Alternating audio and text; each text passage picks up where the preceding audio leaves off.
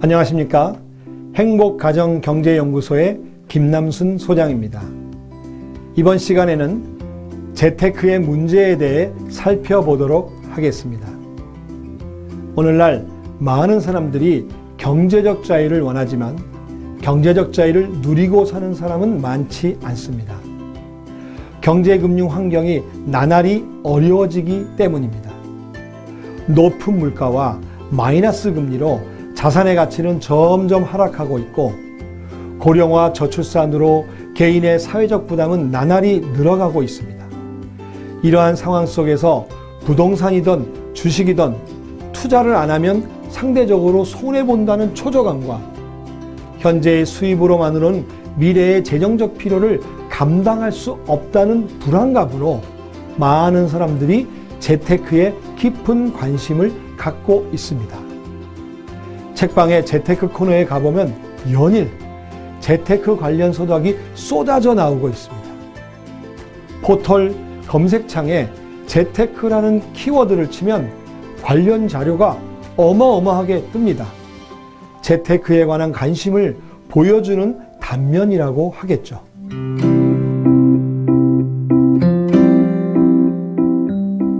재테크는 달리기 경기와 같다. 달리기에는 크게 단거리, 중거리, 장거리 경기가 있다. 세계에서 100m를 가장 빨리 달리는 우사인 볼트가 100m를 뛰는 속도로 마라톤을 뛴다면 어떻게 될까? 금방 지쳐 쓰러지게 될 것이다. 달리기는 종목에 따라 전략과 전술이 달라져야 한다. 재테크도 이와 마찬가지다. 단기, 중기, 장기 목표와 용도에 따라 포트폴리오가 달라져야 하고 저축하는 방법도 달라져야 한다. 그러면 재테크란 무엇일까요? 이렇게 물어보면 돈 많이 버는 것이라고 대답을 합니다.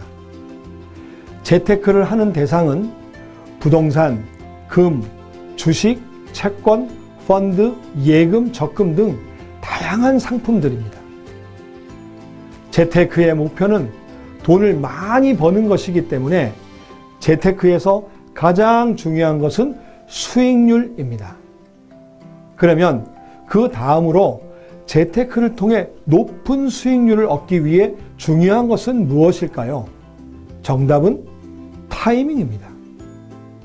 부동산이든 주식이든 금이든 쌀 때 사서 비쌀 때 팔면 큰 수익을 얻게 되는 것입니다. 이것은 누구든지 다 아는 사실입니다.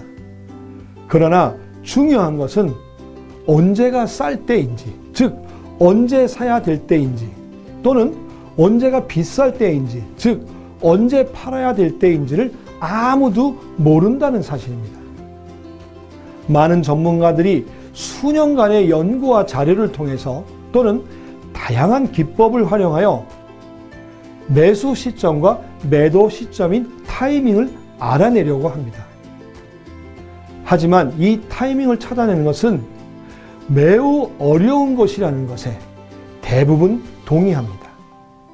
재테크의 목표는 수익률이고 높은 수익률을 얻기 위해서는 타이밍을 찾아내는 것이 가장 중요한데 이 타이밍을 찾아내는 것이 거의 불가능하다는 것이 이율배반적인 모습입니다. 다시 말해 재테크가 결코 쉽지 않다는 것을 의미하는 것입니다. 저는 재테크를 달리기라고 생각합니다. 우리나라 사람들이 하는 재테크는 무조건 달리기라고 생각합니다. 달리기 경기는 단거리, 중거리, 장거리에 따라 전략과 전술이 모두 달라야 합니다. 그래야 원하는 목표를 달성할 수 있습니다. 우리들의 재테크 모습도 이와 같아야 합니다.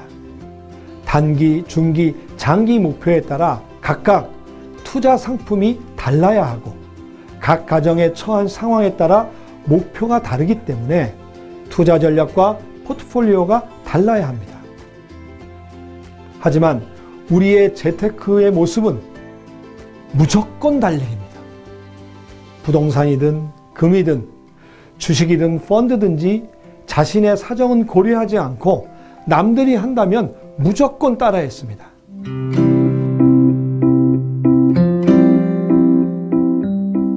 재테크를 무작정 했다가는 큰 손해를 볼 수 있다. 재테크에도 원칙이 있다. 많은 사람이 재테크를 위해 부동산을 생각하는데 실제로 가장 많이 활용되는 수단은 금융상품이다.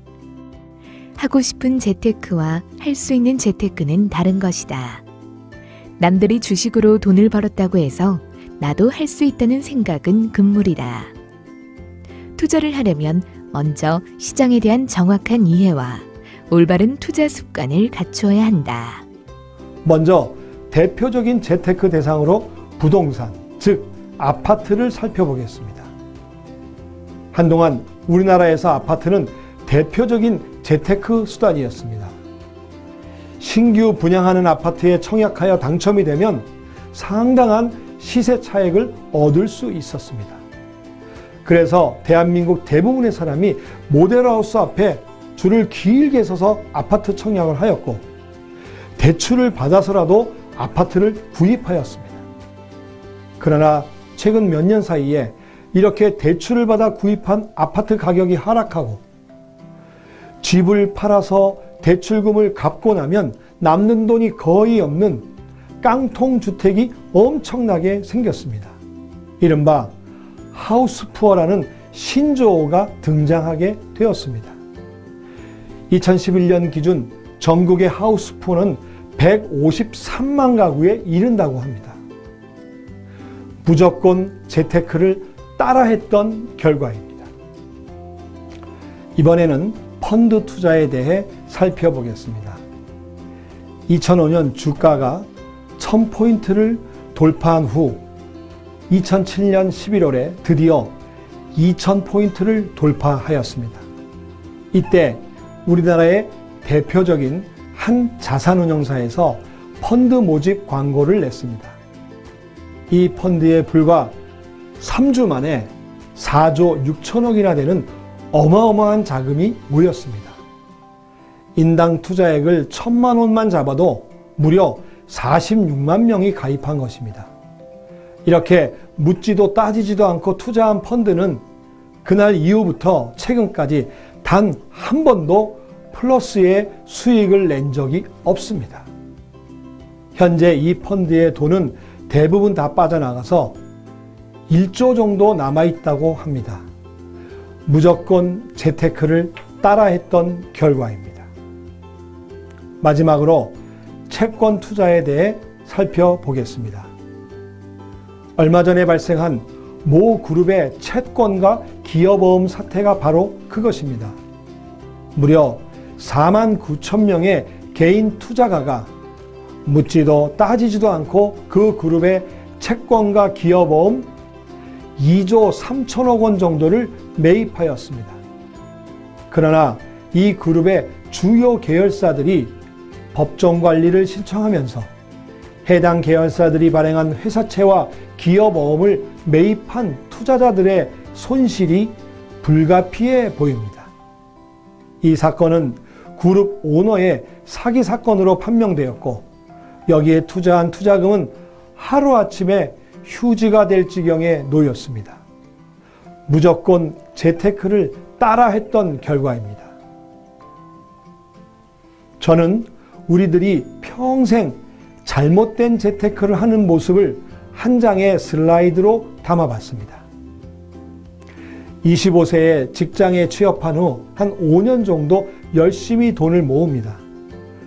이렇게 모은 돈을 모두 결혼자금으로 사용합니다. 결혼을 하면 대부분 은행에서 대출을 받아 집을 장만합니다. 이렇게 은행에서 받은 대출금을 한 20년 정도 장기간에 걸쳐 원금과 이자를 갚아나갑니다. 힘들게 벌어서 은행에다 모두 이자로 갖다 바치게 됩니다. 반면에 살아가면서 돈을 조금씩 모으기도 합니다. 그러나 조금 모아서 자동차 구입하고 또 조금 모아서 여행 가고 또 조금 모아서 가구를 바꾸고 또 조금 모은 돈으로 자녀 대학 입학금으로 사용합니다. 그런데 대학 등록금이 너무 비싸서 많은 부모들이 학자금 대출을 받게 되고 이를 또 수년간에 걸쳐 갚아 나갑니다. 그리고 이제 노후를 위해서 다시 돈을 모읍니다. 그런데 대학을 졸업한 자녀가 결혼을 하겠다고 합니다. 그래서 자녀 결혼 자금으로 모은 돈을 모두 사용하고 그것도 부족해서 또 자녀 결혼 자금을 위해 대출을 받습니다. 여러분, 가만히 살펴보십시오. 우리는 평생 대출을 받아서 대출을 갚으면서 살아가는 인생이 되어버렸습니다. 게다가 살아가면서 인생 곳곳에 지뢰가 등장합니다. 충동 소비, 부적절한 투자 실패, 무계획적 재정 관리로 어려움에 직면하기도 합니다. 결국 우리 인생은 남들이 부러워하는 떵떵거리고 사는 백만장자가 꿈이었지만 빚만장자로 살아가는 인생이 되어버렸습니다.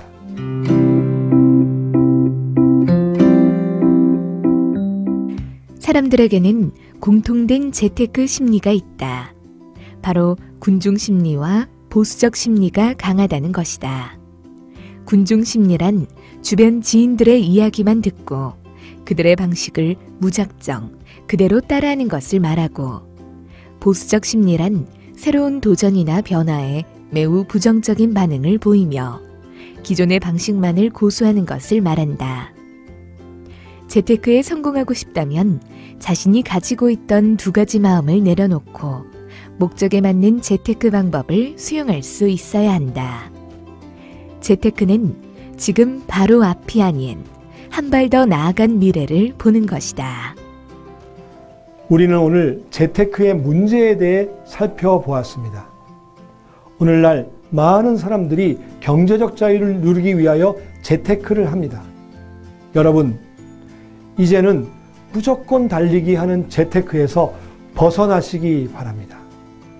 각자의 재정 상황에 따라 단기, 중기, 장기 목표를 세우고 이 목표에 적절한 투자 전략과 금융 상품을 선택하시어 진정한 경제적 자유를 누리는 가정이 되시기를 바랍니다. 여러분 모두 행복한 부자가 되시기 바랍니다. 감사합니다.